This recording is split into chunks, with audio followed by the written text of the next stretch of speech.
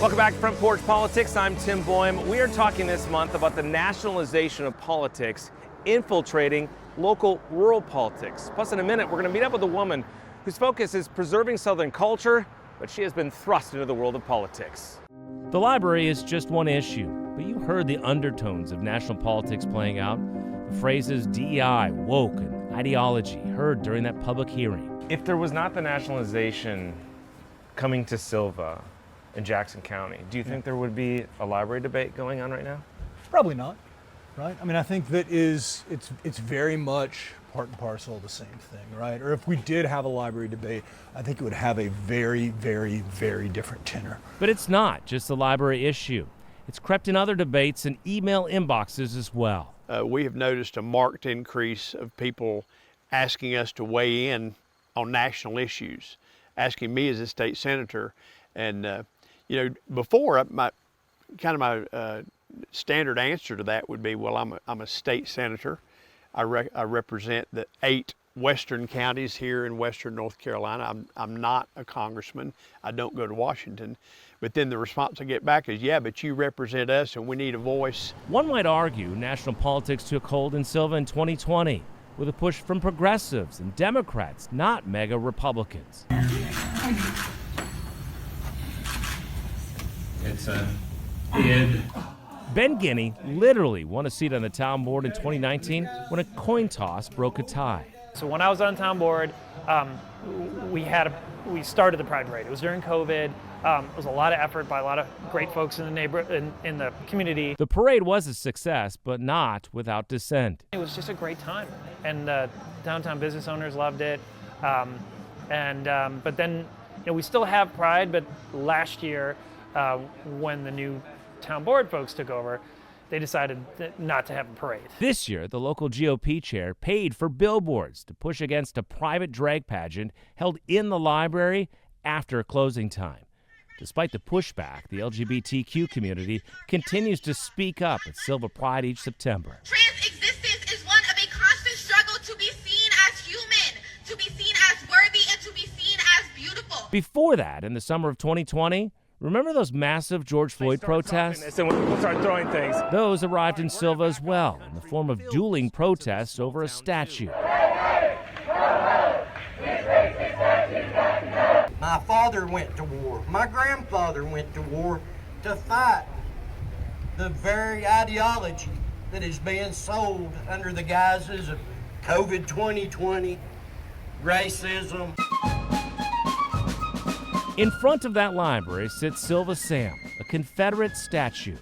That summer, a debate ensued like many places, whether or not to remove it. It's when I first met now former town commissioner Ben Guinea. All we're doing, Town of Silva is going to request that the county move the statue.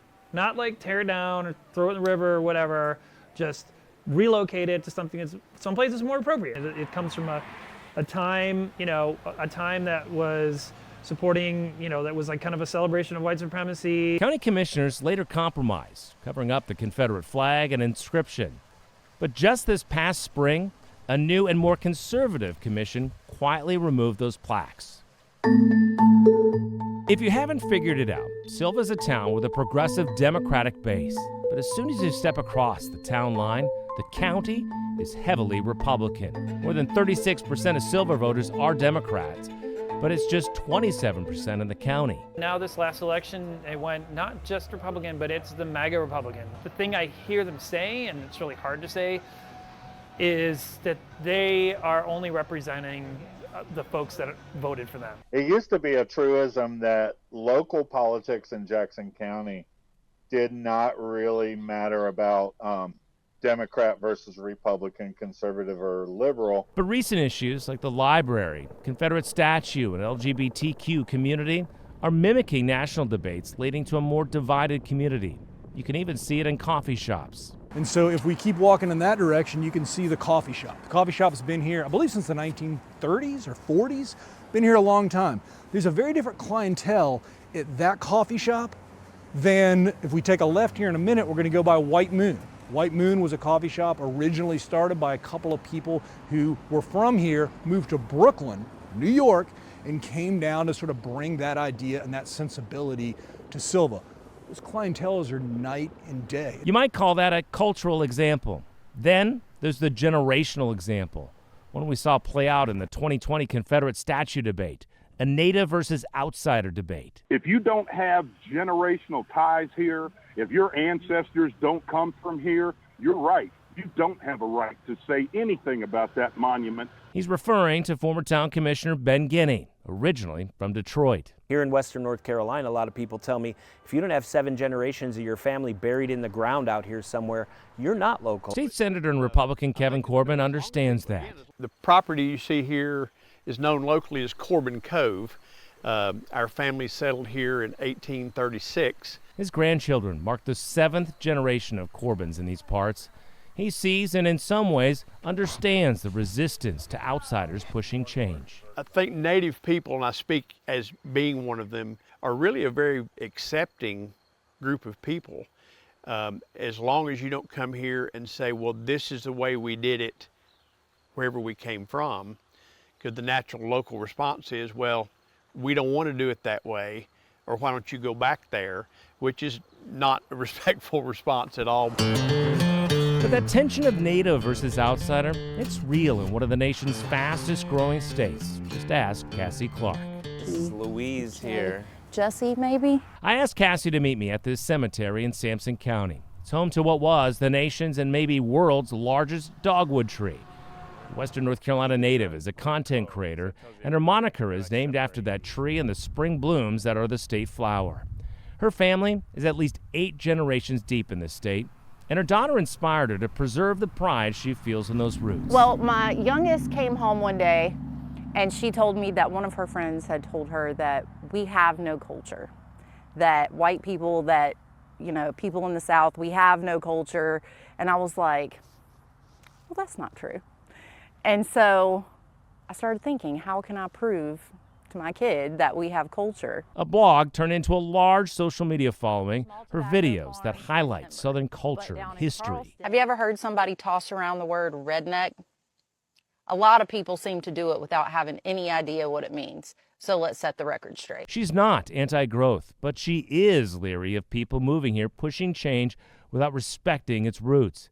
But for years, she purposely avoided politics. I think that politics makes people mean. And I think that even me, I mean, I'm a hillbilly and so I'm passionate, and I can see myself when people kind of attack what I believe, I get mean too. But a viral post changed everything in late September. On a trip to Western North Carolina, she wore a Charlie Kirk shirt, the conservative activist who was murdered just weeks before on a college campus. She remembers some weird looks, but then a conversation at a restaurant turned into a confrontation. He makes eye contact with me and he's like, is that a Charleston shirt? And I was like, no, sir, it's a Charlie Kirk shirt. And immediately he got angry. Afterwards, she took a selfie with the shirt and posted it online.